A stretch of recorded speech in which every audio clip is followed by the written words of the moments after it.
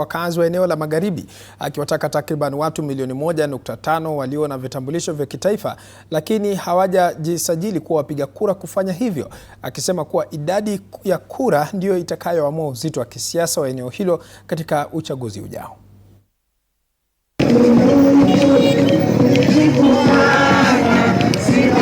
Huku maandalizi ya uchaguzi mkuu ujao wa mwaka 2027 yakianza kushika kasi, Rais Ruto ametoa wito wa kufanyika kwa usajili mkubwa wa wapiga kura katika eneo la Magharibi ya Kenya, akisema idadi kubwa ya wananchi wanaostahili kupiga kura lakini hawajajisajili inaweza kulegeza ushiriki wa eneo hilo katika mchakato wa kidemokrasia. Mtu unapiga sukuti na unaona kura, unatusaidia na nini?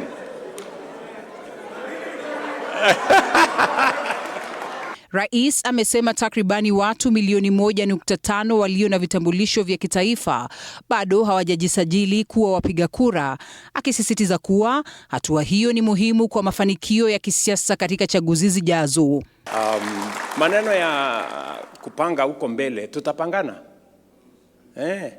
Sisi ndio mafundi ya hiyo maneno. Kiongozi huyo aliwataka viongozi katika eneo hilo kuwahamasisha wananchi kujisajili, akisema kila kura itakuwa na uzito katika ushindani wa kisiasa. Aidha, aliwahakikishia wafuasi wake kuwa mikakati ya kisiasa itajadiliwa baadaye, huku akisisitiza kuwa kipaumbele kwa sasa ni kuhakikisha kila Mkenya anayestahili kupiga kura amejisajili. Ili kupangana hapa mbele inahitaji kura. Lazima kila mtu ajiandikishe kwa kura. Mwambie watu wetu, no, msiseme hivyo. Kuna watu Western Kenya, watu milioni 1.5 wako na ID, wana voters card, na wanasumbua sisi watu hapo kwa shopping center. Rais pia aliahidi kuwa serikali itaendelea kuimarisha sekta ya michezo kwa kuboresha miundombinu na kusaidia vilabu vya Kenya kushindana kwa ufanisi katika ngazi za kikanda na kimataifa.